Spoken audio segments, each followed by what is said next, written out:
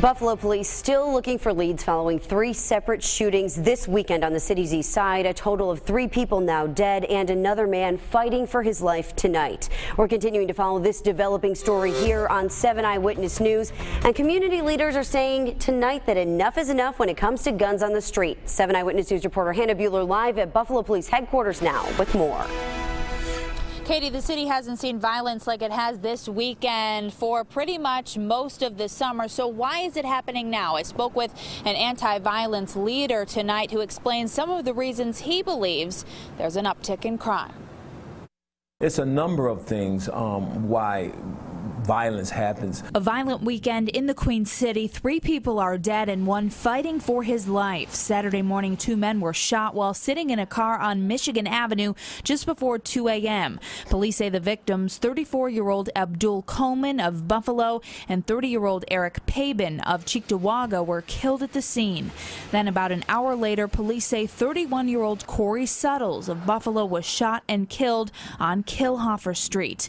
A third shooting in the 200 block of Coit Street between Peckham and Paderewski also left 32-year-old Kelvin Evans from Buffalo shot and fighting for his life. The personal issues people having with one another and not sure how to solve their conflicts, and the only thing they do know is to pull out their guns. Leonard Lane is an anti-violence advocate with the Buffalo Fathers Organization. There'd be a lot of factors. I mean, if you could say the weather.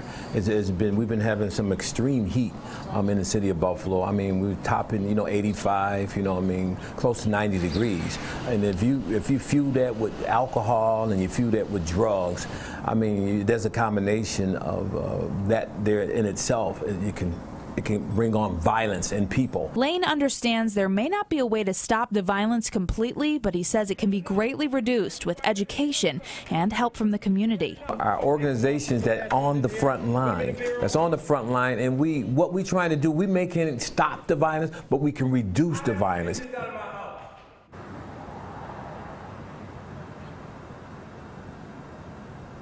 And the Fathers Organization holds a toy gun exchange program each summer, so people can turn in toy guns for a non-violent toy like a basketball or a soccer.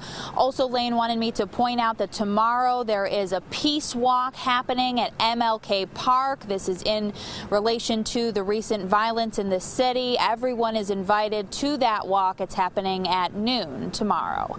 We're live in front of Buffalo Police headquarters tonight. Hannah Buehler, 7 Eyewitness News.